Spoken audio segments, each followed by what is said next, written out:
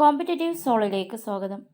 PSC SCERT science സീരീസിൽ 6ാം ക്ലാസ്സിലെ പാഠം 5 പദാർത്ഥങ്ങളുടെ കൂട്ടായ്മയാണ് ഇന്ന് ഡിസ്കസ് ചെയ്യുന്നത്. നമുക്ക് പാഠഭാഗത്തേക്ക് കടക്കാം. പാഠം ഇൻട്രൊഡക്ഷനായിട്ട് ഒരു കാർട്ടൂണാണ് തന്നിട്ടുള്ളത്. ഒരു കുട്ടി ചോദിക്കുകയാണ്, അച്ഛാ ഇതെന്തിനാ പല വസ്തുക്കൾ ഈ പലഹാരത്തിൽ കൂട്ടിക്കലർത്തിയത്? ഇതിൽ ചിലത് എനിക്ക് തീരെ ഇഷ്ടമല്ല. അച്ഛൻ, പലഹാരത്തിൻ്റെ ഈ പ്രത്യേകതയാണ് മോനെ പിന്നെ ഇതിൻ്റെ പേരായി മാറിയത്. അപ്പോൾ ഇവർ കഴിക്കുന്ന പലഹാരം ഏതാണ്? മിക്സ്ചറാണ്. മിക്സ്ചർ എന്താണ്? എങ്ങനെ നമുക്കറിയാം, പല രൂപത്തിലുള്ള കാര്യങ്ങളുണ്ടാവുക ഇതിൽ. അതുപോലെ കടല, ചിലതിൽ വെളുത്തുള്ളി, കരിവേപ്പ് എല്ലാം ഉണ്ടായിരിക്കും. അപ്പോൾ പല വസ്തുക്കൾ ചേർന്നിട്ടാണ് ഈ ഒരു പലഹാരം ഉണ്ടാകുന്നത്.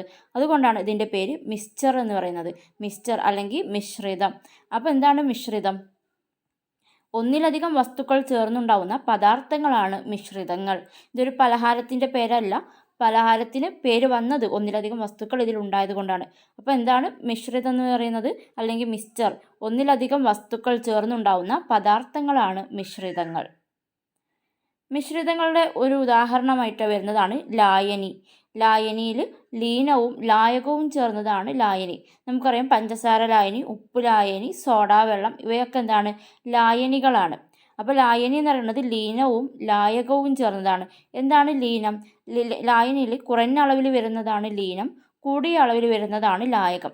അല്ലെങ്കിൽ ലീനം എന്താണോ അലിഞ്ഞു ചേരുന്നത് അത് ലീനം, കുറഞ്ഞ അളവിൽ വരുന്നതും അതുപോലെ തന്നെ എന്താണോ അലിഞ്ഞു ചേരുന്നത് അതാണ് ലീനം. ലായകം എന്ന് പറയുന്നത് എന്താണോ അലിയിക്കുന്നത് അല്ലെങ്കിൽ കൂടിയ അളവിൽ വരുന്നത് എന്താണോ അതാണ് ലായകം. ഉദാഹരണത്തിന് പഞ്ചസാര വെള്ളം എടുക്കുകയാണെങ്കിൽ പഞ്ചസാര ലീനവും വെള്ളം ലായകവുമായിരിക്കും. അപ്പോൾ പഞ്ചസാര ലായനി ഫോം ചെയ്യുന്നു. ദെൻ ഉപ്പു ലായനി എന്ന് പറയുമ്പോൾ ഉപ്പ് എന്ന് പറയുന്നത് ലീനവും വെള്ളം പറയുന്നത് ലായകവുമായിരിക്കും. ദെൻ സോഡാ വെള്ളം എന്ന് പറയുമ്പോൾ എന്താണ്? സോഡ വെള്ളം എന്ന് പറയുന്നത് കാർബൺ ഡൈ ഓക്സൈഡും വെള്ളവും ചേർന്നതാണ്. അപ്പോൾ കാർബൺ ഡൈ ഓക്സൈഡ് ലീനമാണ്, വെള്ളം ലായകമാണ്. അപ്പോൾ അതാണ് ലായനി. ലായനി മിശ്രിതത്തിൻ്റെ ഒരു ഭാഗമായിട്ട് വരുന്നതാണ് ലായനി. അപ്പോൾ വ്യത്യസ്ത തരത്തിലുള്ള ലായനികളുണ്ട്. എങ്ങനെയാണ് വ്യത്യസ്ത തരത്തിൽ വരുന്നത്? ഇപ്പോൾ ഉപ്പ് ലായനി എടുക്കുകയാണെങ്കിൽ ഉപ്പും വെള്ളവും. ഉപ്പ് എന്ന് പറയുന്നത് ഒരു ഖരവസ്തുവാണ്, വെള്ളം എന്ന് പറയുന്നത് ഒരു ദ്രാവക വസ്തുവാണ്. അപ്പോൾ ഖരവും ദ്രാവകവും ചേർന്നാണ് ഈ ഒരു ലായനി ഉപ്പ് വെള്ളം ഉണ്ടാകുന്നത്. അപ്പോൾ ഖര ദ്രാവക ലായനിയാണ് ഉപ്പ് വെള്ളം. ഇനി സോഡാ വെള്ളം നോക്കുകയാണെങ്കിൽ സോഡാ വെള്ളത്തിൽ കാർബൺ ഡൈ ഓക്സൈഡും വെള്ളവുമാണ്. കാർബൺ ഡൈ ഓക്സൈഡ് വാതകമാണ്, വെള്ളം ദ്രാവകവുമാണ്. അപ്പോൾ വാതകവും ദ്രാവകവും ചേർന്നുണ്ടാവുന്ന ലായനിയാണ് വാതക ദ്രാവക ലായനിയാണ് ഏത്? സോഡാ വെള്ളം. അപ്പോൾ ഇങ്ങനെ പല തരത്തിലുള്ള ലായനികളുണ്ട്. അതിൻ്റെ ടേബിൾ നമുക്ക് നോക്കാം. ആദ്യം ഖര ദ്രാവക ലായനി. ഖര ദ്രാവക ലായനിയാണ് ഉപ്പുവെള്ളം, പഞ്ചസാര വെള്ളം. പിന്നെ ഉള്ളതാണ് പൊട്ടാസ്യം പെർമാംഗനേറ്റ് ലായനി. പൊട്ടാസ്യം പെർമാംഗനേറ്റ് ലായനി ടെസ്റ്റിൽ വന്നിട്ടുള്ള ഉദാഹരണങ്ങളാണ് ടേബിളിൽ കൊടുത്തിട്ടുള്ളത്. ഖര ദ്രാവക ലായനിക്ക് ഉദാഹരണമാണ് പൊട്ടാസ്യം പെർമാംഗനേറ്റ് ലായനി. പൊട്ടാസ്യം പെർമാംഗനേറ്റ് ഖരവും വെള്ളം ലായകവുമായിട്ട് വരുന്നുണ്ട്. ദെൻ ദ്രാവക ലായനി. ദ്രാവക ലായനിയാണ് വിനാഗിരി. ദ്രാവക ലായനി രണ്ടും ലീനവും ലായകവും ദ്രാവകമാണ് ഇവിടെ വരുന്നത്. ദെൻ വാതക ദ്രാവക ലായനി. വിനാഗിരി നമുക്കറിയാം അസറ്റിക് ആസിഡവും വെള്ളവും ചേർന്നതാണ് വിനാഗിരി. അസറ്റിക് ആസിഡവും ദ്രാവകമാണ്, വെള്ളവും ദ്രാവകമാണ്. സോ ദ്രാവക ലായനി. ദെൻ വാതക ദ്രാവക ലായനിയാണ് സോഡാ വെള്ളം. നമ്മൾ പറഞ്ഞു കാർബൺ ഡൈ ഓക്സൈഡ് വാതകമാണ്, വെള്ളം ദ്രാവകമാണ്. ദെൻ വാതക ലായനി വായു. അന്തരീക്ഷ വായുവിൽ ഒരുപാട് വാതകങ്ങൾ ചേർന്നതാണ് വായു ഉണ്ടാവുന്നത്. അപ്പോൾ വാതക ലായനി. ദെൻ ഖരവാതക ലായനി. ഖരം വാതകത്തിൽ ലയിച്ചുണ്ടാവുന്ന ലായനിയാണ്. അതിന് ഉദാഹരണമാണ് പലേഡിയവും ഹൈഡ്രജനും. പലേഡിയം ഖരരൂപത്തിലുള്ള ലീനവുമാണ്, ഹൈഡ്രജൻ വാതക രൂപത്തിലുള്ള ലായകവുമായി വരുന്നു.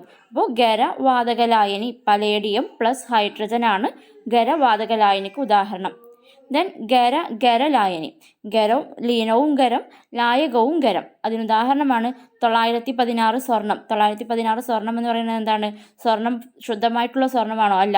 916 ഗ്രാം സ്വർണവും 84 ഗ്രാം വെള്ളി അല്ലെങ്കിൽ ചെമ്പോ ചേർന്നതാണ് 916 സ്വർണം എന്ന് പറയുന്നത്. അപ്പോൾ സ്വർണവും എന്താണ്? ലായകമായുള്ള സ്വർണവും ഖരമാണ്. അതിലേക്ക് ചേർക്കുന്ന വെള്ളി അല്ലെങ്കിൽ ചെമ്പും ഖരമാണ്. അപ്പോൾ ഖരലായനി ഉദാഹരണമാണ് 916 സ്വർണം. അപ്പോൾ ഉദാഹരണങ്ങൾ അറിഞ്ഞിരിക്കണം, ക്വസ്റ്റ്യൻസ് വരാം. ഖരം ദ്രാവക ലായനിക്ക് ഉദാഹരണമാണ് പൊട്ടാസ്യം പെർമാംഗനേറ്റ് ലായനി. ദ്രാവക ലായനിയാണ് വിനാഗിരി. വാതക ലായനിയാണ് സോഡാ വെള്ളം. വാതക ലായനിയാണ് വായു. ഖരവാതക ലായനിയാണ് പലേഡിയം, ഹൈഡ്രജൻ. ഖര ലായനിയാണ് 916 സ്വർണം. അതിൽ 84 ഗ്രാം വെള്ളിയോ ചെമ്പോ ചേർക്കുന്നുണ്ട്. ദെൻ മിശ്രിതത്തെ രണ്ടായിട്ട് തിരിക്കാം, ഏകാത്മക മിശ്രിതവും ഭിന്നാത്മക മിശ്രിതവും. എന്താണ് ഏകാത്മക മിശ്രിതം അല്ലെങ്കിൽ ഭിന്നാത്മക മിശ്രിതം? ഏകാത്മക മിശ്രിതം എന്ന് പറയുമ്പോൾ മിശ്രിതത്തിൻ്റെ എല്ലാ ഭാഗത്തും ഒരേ സ്വഭാവം കാണിക്കുന്നു. ഏകാത്മക മിശ്രിതം എന്ന് പറയുന്നത് മിശ്രിതത്തിൻ്റെ എല്ലാ ഭാഗത്തും ഒരേ സ്വഭാവം കാണിക്കുന്നു. ഇപ്പോൾ ഉപ്പ് വെള്ളം അല്ലെങ്കിൽ പഞ്ചസാര വെള്ളം എടുത്താൽ നമ്മൾ ഒരു പാത്രത്തിൽ നിറയെ ഉപ്പ് വെള്ളം ഉണ്ടെങ്കിൽ ഏതൊരു ഭാഗത്തു നിന്നും ആ വെള്ളം എടുത്ത് രുചിച്ചു നോക്കിയാൽ ഒരേ രുചിയായിരിക്കും. അപ്പോൾ എല്ലാ ഭാഗത്തും ഒരേ സ്വഭാവം കാണിക്കുന്ന മിശ്രിതങ്ങളെയാണ് ഏകാത്മക മിശ്രിതം എന്ന് പറയുന്നത്. ദെൻ ഭിന്നാത്മക മിശ്രിതം മിശ്രിതത്തിൻ്റെ വിവിധ ഭാഗങ്ങളിൽ വ്യത്യസ്ത സ്വഭാവം കാണിക്കുന്നു. ഇത് നമുക്ക് പഞ്ചസാര വെള്ളം വെച്ച് പറയാം. ഒരു ഗ്ലാസ് വെള്ളത്തിലോട്ട് പഞ്ചസാര ഇടുന്നു, അത് കൂട്ടി കലർത്തുന്നില്ല, പഞ്ചസാര ജസ്റ്റ് ഇട്ട് നമ്മൾ മുകളിൽ നിന്നൊരു വെള്ളം എടുത്ത് രുചിച്ചു നോക്കി, അവിടെ എന്താണ് മധുരം കുറവായിരിക്കും. ഇനി താഴെ ഒന്ന് ഇളക്കി താഴെ നിന്ന് എടുത്ത് നോക്കിയാൽ രുചി വ്യത്യസ്തമായിട്ട് വരും. അപ്പോൾ എന്താണ് മുഴുവനായിട്ട് കൂടി കലർന്നതിന് മുമ്പ് എടുക്കുന്ന വെള്ളമാണെങ്കിൽ അതെന്താണ് വ്യത്യസ്ത സ്വഭാവം, വിവിധ ഭാഗങ്ങളിൽ വ്യത്യസ്ത സ്വഭാവം കാണിക്കും.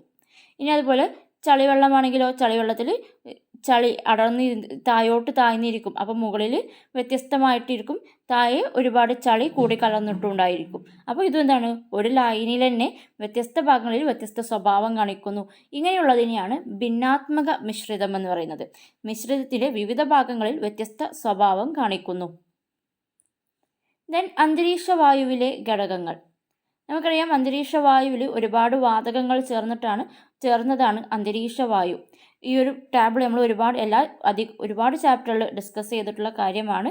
അന്തരീക്ഷ വായുവിൽ ഏറ്റവും കൂടുതൽ കാണപ്പെടുന്ന വാതകം ഏതാണ്? നൈട്രജൻ ആണ്. അതിൻ്റെ അളവ് 78%.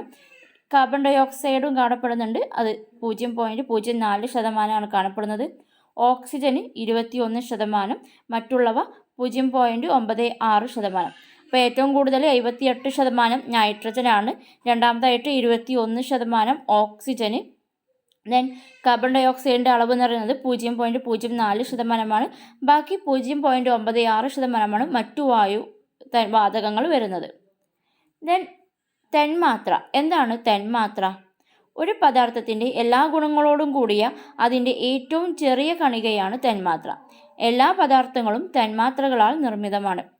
അപ്പോൾ ഏതൊരു വസ്തുവിൻ്റെയും, ഈ ഭൂമിയിലുള്ള അല്ലെങ്കിൽ ലോകത്തുള്ള ഏതൊരു വസ്തുവിൻ്റെയും ഏറ്റവും ചെറിയ കണികയാണ് തന്മാത്ര. അതായത് ആ പദാർത്ഥത്തിൻ്റെ എല്ലാ ഗുണങ്ങളോടും കൂടിയ അതിൻ്റെ ഏറ്റവും ചെറിയ കണികയാണ് തന്മാത്ര എന്ന് പറയുന്നത്. എല്ലാ പദാർത്ഥങ്ങളും എന്താണ്? തന്മാത്രകളാൽ നിർമ്മിതമാണ്. ഒരുപാട് തന്മാത്രകൾ ചേർന്നിട്ടാണ് ഓരോ പദാർത്ഥവും രൂപപ്പെടുന്നത്. ദെൻ കണാദൻ ഒരു ഇന്ത്യൻ സയൻറ്റിസ്റ്റ് ആയിരുന്നു. ഇദ്ദേഹമാണ് സൂക്ഷ്മ കണങ്ങൾക്ക് പരമാണു എന്ന് പേര് നൽകുന്നത്. ഇദ്ദേഹം തന്മാത്രയുടെ സാന്നിധ്യമൊക്കെ കണ്ടെത്തിയിരുന്ന ഒരാളാണ്. ഇദ്ദേഹമാണ് കണാദനാണ് സൂക്ഷ്മകണങ്ങൾക്ക് പരമാണു എന്ന് പേര് നൽകുന്നത്.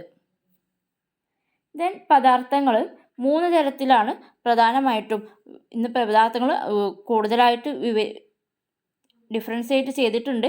എന്നാൽ ബേസിക്കായിട്ട് 3 തരത്തിലാണ് പദാർത്ഥങ്ങളെ പറയുന്നത്: ഖരം, ദ്രാവകം, വാതകം. ദെൻ ഇതിൻ്റെ തന്മാത്രകളുടെ ഫിഗറാണ് തന്നിട്ടുള്ളത്. ഖരത്തിൻ്റെ തന്മാത്രകൾ ശ്രദ്ധിക്കുക, വളരെ ചേർന്ന് നിൽക്കുന്ന തന്മാത്രകളാണ് ഖരത്തിലുള്ളത്. അതുകൊണ്ട് തന്നെയാണ് ഖരം അതിൻ്റെ ഒരു ഷേപ്പ് ഉണ്ടായിരിക്കും, ഒരു ആകൃതി ഉണ്ടായിരിക്കും. കാരണം എന്താണ്? തന്മാത്രകൾ ചേർന്ന് നിൽക്കുകയാണ്. അതുപോലെ ഒഴുക്കുണ്ടായിരിക്കുകയില്ല. ഖരത്തിന് ഒഴുക്കുണ്ടായിരിക്കോ? ഇല്ല, കാരണം തന്മാത്രകൾ ചേർന്നിരിക്കുകയാണ്. എന്നാൽ ദ്രാവകമാണെങ്കിലോ അതിൽ ഇടയിൽ ചെറിയൊരു സ്പേസ് ഉണ്ടാവും. ഓരോ തന്മാത്രക്കിടയിലും ചെറിയൊരു സ്പേസ് വരുന്നുണ്ട്. അതുകൊണ്ടാണ് ഇത് ഒഴുകുന്നത്. ദ്രാവകം ഒഴുകുന്നതിന് കാരണം എന്താണ്? തന്മാത്രകൾക്കിടയിൽ അതിൻ്റെ സ്പേസ് ഉണ്ടായിരിക്കും. അതുപോലെ ദ്രാവകത്തിന് ഷേപ്പുണ്ടോ? ആകൃതിയുണ്ടോ? ഇല്ല, കാരണം ഏത് പാത്രത്തിലാണോ ദ്രാവകം വെക്കുന്നത് ആ ഒരു പാത്രത്തിൻ്റെ ആകൃതിയായിരിക്കും ദ്രാവകത്തിന്. ഇതിനു കാരണവും എന്താണ്? തന്മാത്രകളിടയിൽ വരുന്ന സ്പേസാണ്. ദെൻ വാതകം നോക്കുക. വാതകം എന്ന് പറയുമ്പോൾ തന്മാത്രകളിൽ വലിയൊരു സ്പേസ് തന്നെ ഉണ്ടായിരിക്കും. അതുകൊണ്ട് തന്നെ ഒഴുകുന്നതിലേറെ ഇതെന്താണ് വിട്ട് പോകുന്നുണ്ട്. അതുപോലെ ഇതിനൊരു ആകൃതിയും ഉണ്ടായിരിക്കില്ല. വാതകം എന്താണ് ഒരു ക്ലോസ്ഡ് വെസലിൽ, ക്ലോസ്ഡ് പാത്രത്തിൽ വേണമെങ്കിൽ അത് അവിടെ നിൽക്കുകയുള്ളൂ, ഇല്ലെങ്കിൽ എന്താണ് അത് ആവിയായിട്ട് പോവും. അപ്പോൾ വാതകം എന്താണ് ഒരുപാട് അധികം ഒഴുക്കുള്ളതാണ് വാതകം എന്ന് പറയുന്നത്. അപ്പോൾ തന്മാത്രകളുടെ സ്ട്രക്ചർ നോക്കുക: ഖരം, ദ്രാവകം, വാതകം. ദെൻ എന്താണ് ആറ്റം? തന്മാത്ര നമ്മൾ പറയുന്നു ഏറ്റവും ചെറിയ കണിക, അതായത് പദാർത്ഥത്തിൻ്റെ എല്ലാ ഗുണങ്ങളോടും കൂടിയ ഏറ്റവും ചെറിയ കണികയാണ് ആറ്റം. തന്മാത്ര. തന്മാത്രകളെക്കാൾ ചെറിയ കണങ്ങളാണ് ആറ്റം. ഈ ആറ്റങ്ങൾ ചേർന്നിട്ടാണ് തന്മാത്ര ഉണ്ടാകുന്നത്. അപ്പോൾ തന്മാത്രയിലെ കണങ്ങളാണ് ആറ്റം എന്ന് പറയുന്നത്. ആറ്റങ്ങൾ ചേർന്ന് തന്മാത്ര ഉണ്ടാകുന്നു. തന്മാത്ര എന്ന് പറയുന്നത് എല്ലാ ഗുണങ്ങളോടും കൂടിയ ചെറിയ കണം എന്ന് പറയുന്നതാണ് തന്മാത്ര. തന്മാത്ര നിർമ്മിച്ചിരിക്കുന്നത് ആറ്റങ്ങൾ കൊണ്ടാണ്. ദെൻ വെള്ളം നമുക്ക് അറിയാം, 2 ഹൈഡ്രജനും 1 ഓക്സിജനും ചേർന്നതാണ് വെള്ളം. അപ്പോൾ ഈ വെള്ളത്തിൻ്റെ തന്മാത്രാ രൂപമാണ് H2O.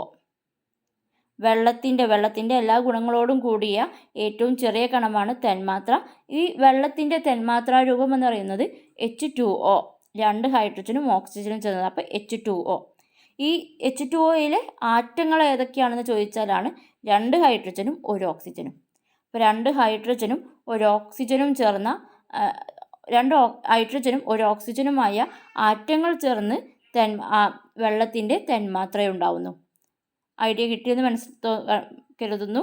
2 ഹൈഡ്രജനും 1 ഓക്സിജനുമായിട്ടുള്ള ആറ്റങ്ങൾ ചേർന്ന് വെള്ളത്തിൻ്റെ തന്മാത്രയുണ്ടാവുന്നു. അപ്പോൾ വെള്ളത്തിൻ്റെ തന്മാത്രാ രൂപമാണ് H2O. ദെൻ പഞ്ചസാരയുടെ തന്മാത്രാ രൂപം എന്താണ്? പഞ്ചസാരയുടെ തന്മാത്രാ രൂപം ക്വസ്റ്റ്യൻ വന്നതാണ്. C12H22O11. അതായത് 12 കാർബൺ ആറ്റങ്ങളും 22 ഹൈഡ്രജൻ ആറ്റങ്ങളും 11 ഓക്സിജൻ ആറ്റങ്ങളും ചേർന്നിട്ടാണ് പഞ്ചസാരയുടെ തന്മാത്ര രൂപപ്പെടുന്നത്. 12 കാർബണും 22 ഹൈഡ്രജൻ ആറ്റങ്ങളും 11 ഓക്സിജൻ ആറ്റങ്ങളും ചേർന്നിട്ടാണ് പഞ്ചസാരയുടെ തന്മാത്ര രൂപപ്പെടുന്നത്. C12H22O11. ദെൻ എന്താണ് ശുദ്ധപദാർത്ഥങ്ങൾ? ഒരേ ഇനം തന്മാത്രകൾ കൊണ്ടുണ്ടാവുന്ന പദാർത്ഥങ്ങളാണ് ശുദ്ധപദാർത്ഥങ്ങൾ. മിശ്രിതങ്ങളിൽ വ്യത്യസ്ത തന്മാത്രകൾ ഉണ്ടായിരിക്കും. നമ്മൾ പഠിച്ചു, മിശ്രിതങ്ങളിൽ വ്യത്യസ്ത തന്മാത്രകൾ ഉണ്ടായിരിക്കും. ഒരേ ഇനം തന്മാത്രകൾ കൊണ്ടുണ്ടാവുന്ന പദാർത്ഥങ്ങളാണ് ശുദ്ധപദാർത്ഥങ്ങൾ. ഇവിടെ ഇതിന് ഉദാഹരണങ്ങൾ നോക്കാം. ഇരുമ്പ് എന്ന് പറയുമ്പോൾ എന്താണ്? ഒരേ ഇരുമ്പ് എന്ന് പറയുന്നത് Fe ആറ്റങ്ങൾ മാത്രം ചേർന്നിട്ടുണ്ടാവുന്ന ഒരു പദാർത്ഥമാണ്. സോ ഇരുമ്പ് ഒരു ശുദ്ധ പദാർത്ഥമാണ്. അതുപോലെ തന്നെയാണ് ചെമ്പ് എന്ന് പറയുന്നത് എന്താണ്? ചെമ്പിൻ്റെ ആറ്റങ്ങൾ കൊണ്ട് മാത്രം നിർമ്മിച്ചിട്ടുള്ളതാണ് ചെമ്പ്.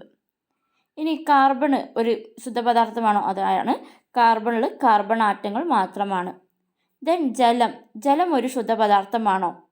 ജലവും ഒരു ശുദ്ധപദാർത്ഥമാണ്. കാരണം ഇതിലെന്താണ്? ജലത്തിൽ ആറ്റങ്ങളെല്ലാം നോക്കുക, ജലത്തിലും എന്താണ്? H2O തന്മാത്രകൾ മാത്രമാണുള്ളത്. അപ്പോൾ ഒരേ തരം തന്മാത്രകൾ മാത്രമുള്ളതാണെങ്കിലാണ് ശുദ്ധപദാർത്ഥമാവുന്നത്. ജലത്തിലും H2O തന്മാത്രകൾ മാത്രമാണുള്ളത്. അപ്പോൾ ജലം എന്ന് പറയുന്നത് ഒരു ശുദ്ധപദാർത്ഥമാണ്.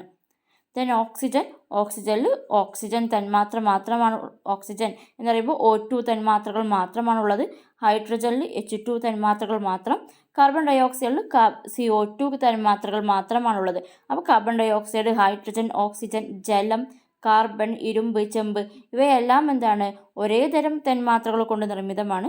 സോ ഇവയെല്ലാം ശുദ്ധപദാർത്ഥങ്ങളാണ്. ദെൻ ഒരു അധിക വായനയ്ക്ക് വരുന്ന ഭാഗത്തിൽ വരുന്നതാണ് ശുദ്ധമായ വെളിച്ചെണ്ണ എന്ന് പറയുന്നത്. നമ്മൾ പരസ്യ ബോർഡുകളിലൊക്കെ കാണാം. ശുദ്ധമായ വെളിച്ചെണ്ണ എന്ന് പറയുന്നത് എന്താണ്? ഒരു ശുദ്ധപദാർത്ഥമാണോ? ശുദ്ധമായ വെളിച്ചെണ്ണ ഒരു ശുദ്ധപദാർത്ഥമാണോ? അല്ല, ഇതൊരു ഏകാത്മക മിശ്രിതമാണ്.